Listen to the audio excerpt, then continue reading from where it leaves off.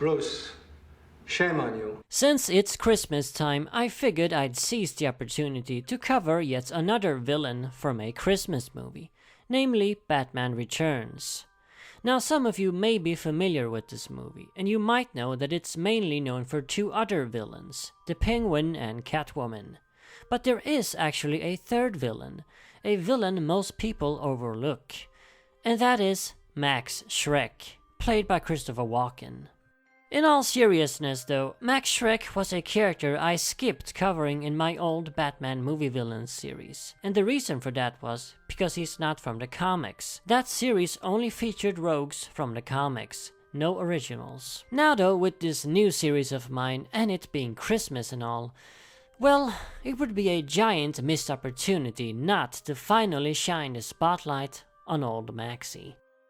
You could actually argue that Max is the true main villain of Batman Returns. He's the one who pulls all the strings. He creates the Catwoman by pushing Selina out of a window, and he manipulates the Penguin into running for mayor, for his own selfish reasons of course. Without Max, Batman Returns would have been very different. There would have been no Catwoman, and Penguin's plans would have looked entirely different. He certainly never would have run for mayor at the very least. I would also argue that Max is a better main antagonist than the Penguin. He's simply written better than the mess that is Batman Returns' Pengy.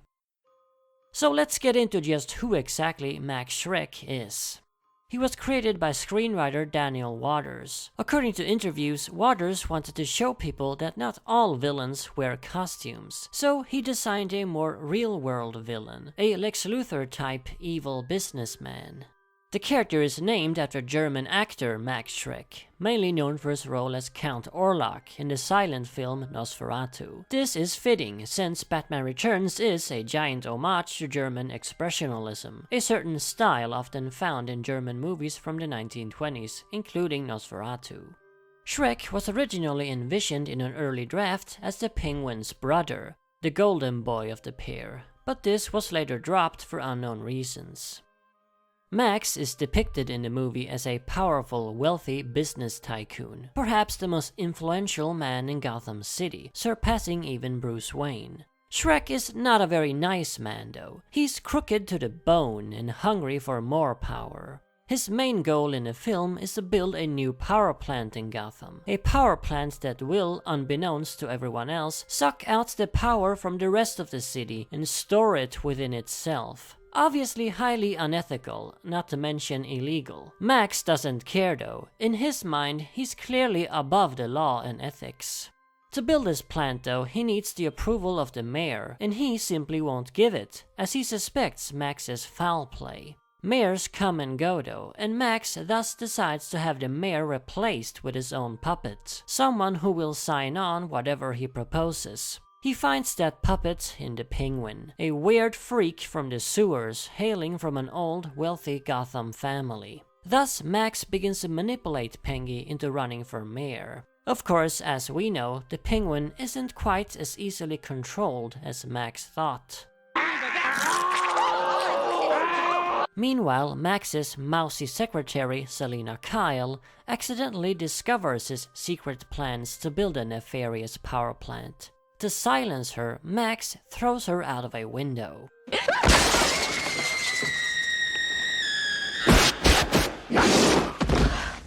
Quite excessive, but okay. However, little does he know that Selina survived the fall and went crazy, and now she's after revenge. So yeah, as you can tell, Max is quite intertwined with everything that's going on in the movie. You could almost say he's the true focus. Hell, he's even more important than Batman himself. Batman is mainly just there to romance Selina. Yeah, I said it. In Batman Returns, Batman's role is being the love interest of Catwoman. And this in his own movie. Anyway, back to Max. I really like the character of Max Schreck. First off, he's played by Christopher Walken. So how can you not like him? I don't think I need to explain why Walken is awesome. Bottom line, she tries to blackmail me. I'll drop her out a higher window. Meantime, I got better fish to fry. He's awesome because he's Walken. Second, the character looks really interesting. I really dig his bow ties, gaudy double-breasted suits, and that weird haircut of his. The rest of Gotham in Batman Returns mainly sticks to a 1940s fashion, just like in Batman '89 and the animated series. But Max here looks more like he belongs in the 1920s. This of course ties in perfectly with the German expressionism. Max is certainly an odd-looking fellow, but of course, when he's standing next to the Penguin, Catwoman, or Batman, he looks pretty normal in comparison. Third, like I said, he's a better-written antagonist than Penguin. Penguin is a mess, but Max makes perfect sense. We know what he's about and what he wants, and his plot, the power plant, is more interesting than Penguin's weird Bible stuff anyway. And finally, fourth, Max actually has some depth to him. Despite being an evil business tycoon, he's not a stereotypical stock character. Money and power aren't the only things he cares about. He also cares about his family, namely his son, Chip. In fact, the entire reason he's building the plant is for Chip's sake, as he explains here. This power plant is my legacy. It's what I leave behind for Chip. Nothing must prevent that. So it's not about himself, it's about Chip. Max had no reason to lie about this either, as he was telling it to a helpless woman he was about to kill. So why would he lie? No, I think it's pretty obvious that Chip is Max's main priority, even above money and power. After all, at the end, when Penguin attempts to kidnap Chip to drown him in the sewers, Max offers himself up instead. He even pleads to Penguin to take him instead, and thus strikes a bargain that saves his son, but dooms himself. He willingly sacrificed himself for his son.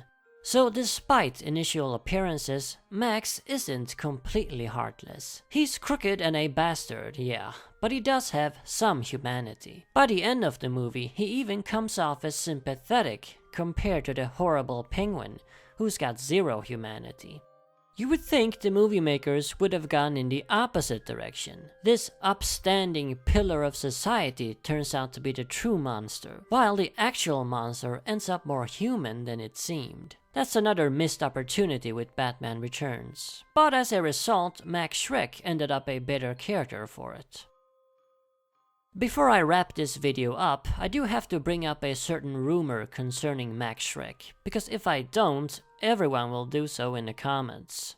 There is a rumor that Max was originally written as Harvey Dent in an early draft. The scene at the end where he's fried was originally just supposed to scar him on one side of his face, thus setting him up as Two-Face for the third movie. This is, however, not true. It is only a made-up rumor. However, Harvey Dent was supposedly at least considered to appear in the movie early on, but he was never supposed to be Max Schreck.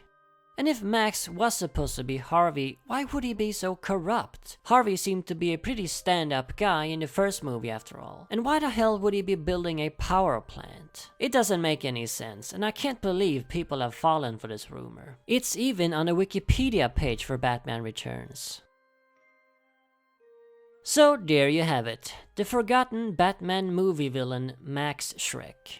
We finally got to cover him, 2 years after my Batman movie villains series ended. Better late than never though. Now, Catwoman still is my favorite Batman Returns rogue, but I'd say Max is a very strong second favorite. What do you think of him? And would you like to see him in the comics or cartoons? Let me know down in the comments. And as always, remember, Arkham Asylum awaits you in the next video. Bruce, shame on you.